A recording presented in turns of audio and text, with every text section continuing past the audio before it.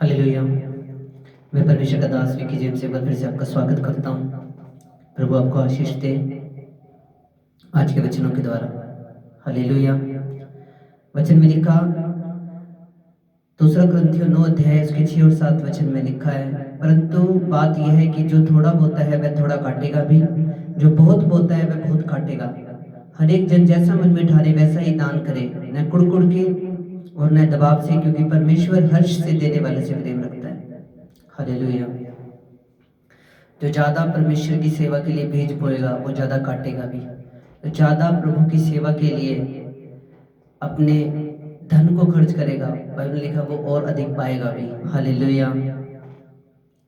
जो बहुत बोता है वह जो ज्यादा बोएगा वो ज्यादा पाएगा भी, जो थोड़ा बोएगा वो थोड़ा काटेगा भी। पर हर एक जन जैसा मन में ठाने वैसा दान करे, ना दबाव से, क्योंकि परमेश्वर हर्ष से देने वाले से प्रेम करता है। अब जब भी प्रभु के भवन में बीज बो तो खुशी खुशी बो, अपने मन की संतुष्टि के साथ बो, दबाव के साथ नहीं। खुशी खुशी बोना, क्योंकि खुशी खुशी जब कोई व्यक्ति बीज बोता है प्रभु की सेवा के लिए तो परमेश्वर उसी से प्रसन्न होते हैं। अगर हम दान देखें तो 3 तरह के दान बाइबल के अंदर हमें देखने को मिलते हैं। सबसे पहला दान जो है वो दशमांश, जो आपकी कमाई का 10वां हिस्सा होता है।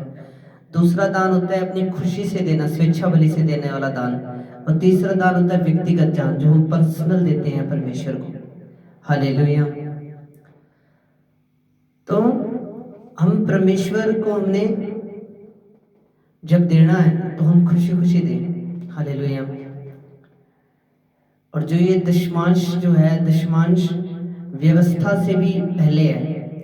व्यवस्था मूसा के द्वारा आई है, निगमन की पुस्तक के अंदर से जब हम देखते हैं। पर जो दशमांश है, दशमांश हमें उत्पत्ति में इसके बारे में हमें पढ़ने को मिल जाता है, जिसकी शुरुआत अब्राहम ने की थी।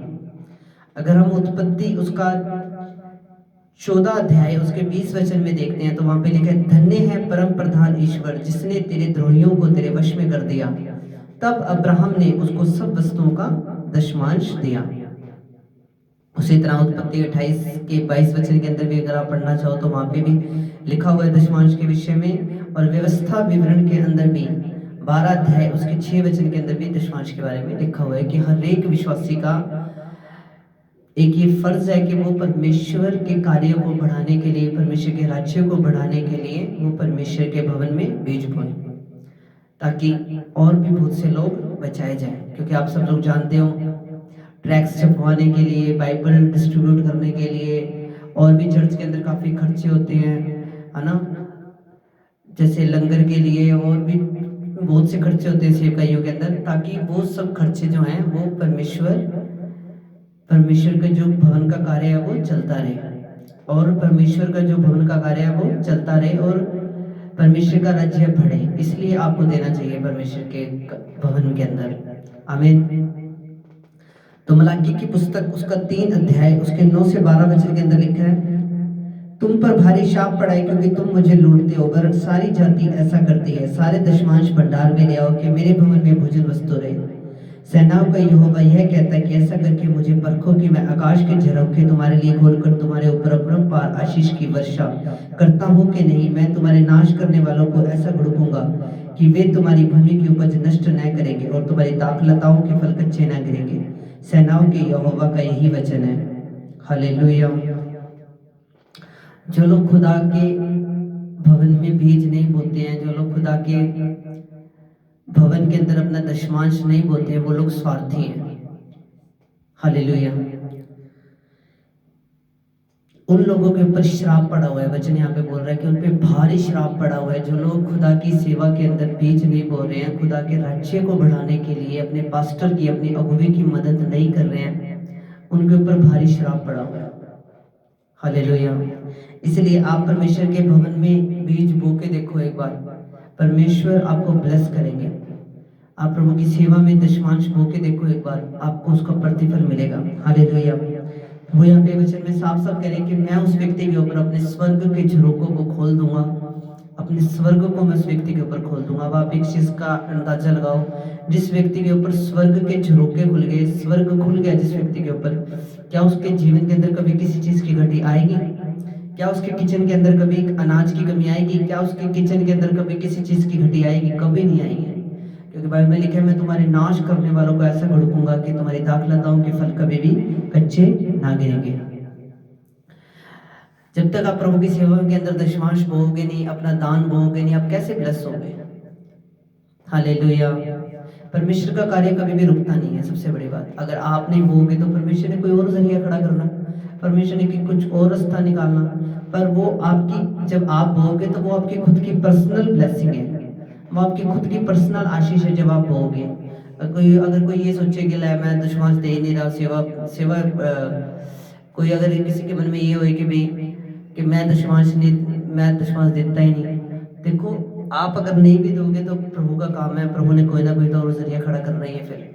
पर अगर आप बोओगे तो वो आपके लिए बेनिफिट है, वो आपकी खुद की पर्सनल आशीष है। जब आप बोओगे तो आपके ऊपर से बंधन टूटेंगे, आपके ऊपर से शराब टूटेंगे, आपकी जो ब्लेसिंगें रुकी हुई है वो ब्लेसिंगें आपको दोबारा मिलेगी।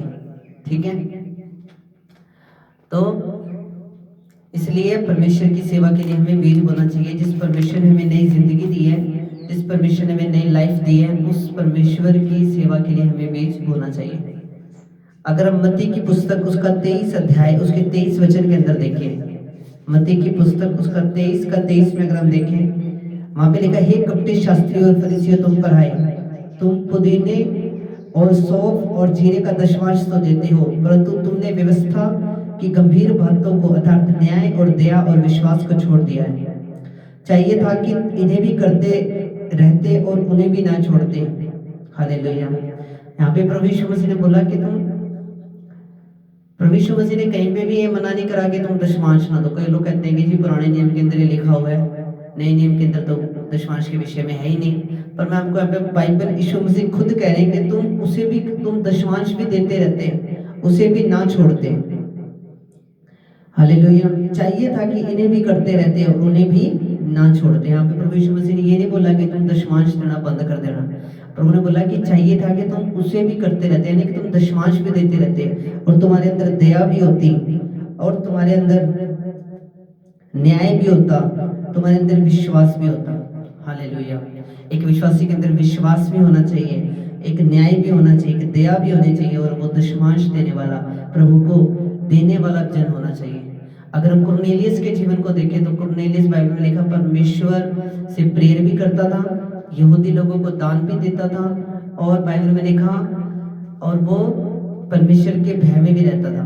तो बाइबल में लिखा स्वर्गदूत ने उसके पास आके विजिट करी। स्वर्गदूत ने उसको बोला कि हे कुरनेलियस, तेरे जो दान है वो परमेश्वर के सामने पहुंच चुके हैं। हालेलुया।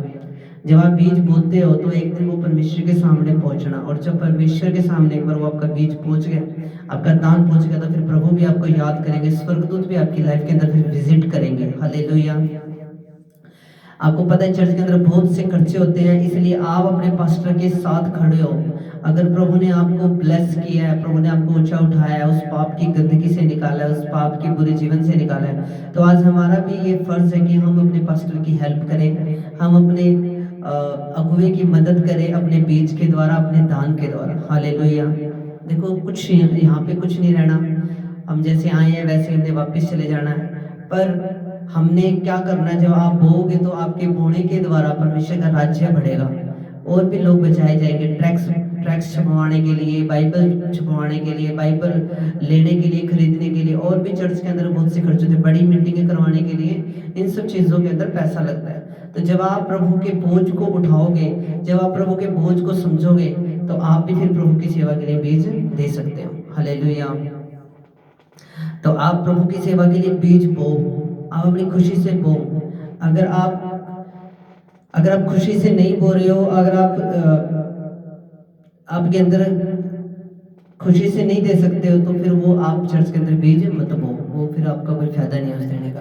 अगर आप खुशी खुशी दे रहे हो तो वो बेस्ट चीज है, अगर आप खुशी से नहीं दे रहे हो तो आप बीज, परमेश्वर को आपका बीज वो नहीं चाहिए, वो आप अपना बीज अपने पास रख सकते हो।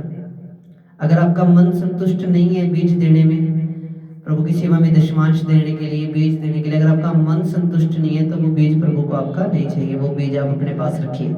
हालेलुया। तो पर अगर आप दोगे तो इसके द्वारा बहुत से लोगों का जीवन बदलेगा, बहुत से लोग प्रभु में आएंगे, टैक्स बटेंगे और भी बहुत से लोगों तक सुसमाचार पहुंचेगा। तो आप प्रभु की सेवा के लिए अगर दोगे तो इसके द्वारा और भी बहुत से लोग प्रभु में आएंगे, प्रभु पे विश्वास करेंगे। आमीन। तो परमेश्वर के कार्य को पूरा करने के लिए हमने बीज बोना चाहिए। हालेलुया। हमने धन के लालची नहीं बनना। तो बाइबल में भी लिखा हुआ है कि तुम लालच ना करना, किसी के गधे का, किसी के बैल का, किसी की पत्नी का ना। जब 10 आज्ञाएं अगर हम देखें तो उसके अंदर भी लिखा हुआ है कि हमने किसी भी चीज का लालच नहीं करना। तो हमें अपने धन का भी लालची नहीं बनना है। जिस परमेश्वर ने इस पूरे ब्रह्मांड को बनाया, जिस परमेश्वर ने पूरे संसार को रचा है, उसके कार्यों को, उसके नाम की महिमा के लिए, उसके नाम को ऊंचा करने के लिए, उसके बोझ को उठाने के लिए आपको बीज बोना है प्रभु की सेवा के लिए। हालेलुया। अगर आप बोओगे तो परमेश्वर आपको और देगा। देखो मैं एक एग्जांपल देता हूँ। एक किसान जो होता है, किसान जब बीज बोता है तो उसके बाद फिर जब एक बीज बोता है तो फिर उस बीज को बोने के बाद जब उसकी फसल आती है तो उस एक बीज के अंदर से कितने दाने निकलते हैं, कितनी बालें निकलती हैं। उसी तरह जब आप बीज बोगे तो जब आप प्रभु की सेवा के लिए बीज बोगे तो बाइबल में लिखा परमेश्वर कभी भी किसी का प्रतिफल नहीं रखता। परमेश्वर कभी भी किसी की बीज को नहीं रखता कि अगर आप प्रभु की सेवा में बीज बोगे तो प्रभु आपको इसका बदला भी देगा, इसका प्रतिफल भी देगा आपको परमेश्वर। आमीन। तो आप प्रभु की सेवा के लिए दो, प्रभु के बोझ को समझो। और ये परमेश्वर की भी आज्ञा है, नए नियम के अंदर भी है और पुराने नियम के अंदर भी है कि हम प्रभु की सेवा के लिए बोएं ताकि परमेश्वर का राज्य बढ़े और भी बहुत से लोग प्रभु में आए और बहुत से लोग बचाए जाए। आमीन। तो आप प्रभु के लिए दें, एक स्वार्थी जीवन मत जिए, क्योंकि कुछ भी हमारे साथ नहीं जाना। अगर हम यहाँ पे सोचे भी हम यहाँ पे धरती के ऊपर रह के इंसान कोठे बना लेता है, कारें ले लेता है, इतना पैसा इकट्ठा कर लेता है, पर बाइबल में एक बात लिखी हुई है कि तू अपना धन स्वर्ग में इकट्ठा कर। तो हमने स्वार्थी जीवन नहीं जीना, हमने प्रभु के बोझ को समझना है, प्रभु से प्रेम करना है, प्रभु के लिए स्टैंड लेना है हमने। ठीक है। तो अपना दशमांश रेगुलर अपने चर्चों में दो, अपनी भेंट परमेश्वर के भवन में दो। तो प्रभु आपको इन वचनों के द्वारा ढेर सारी आशीष दे। हम छोटी सी प्रार्थना करेंगे। महान और जीवित परमेश्वर, अनुग्रहकारी दयालु परमेश्वर पिता, आज का वचन सब जो भी सुने उनके जीवनों में सोना फल है। प्रभु आप अपने बच्चों से बातचीत करना इस वचन के द्वारा। प्रभु पिता यीशु के नाम से वचन इस प्रार्थना को मांगते हैं। आमीन आमीन। प्रभु आपको ब्लेस करे। आमीन।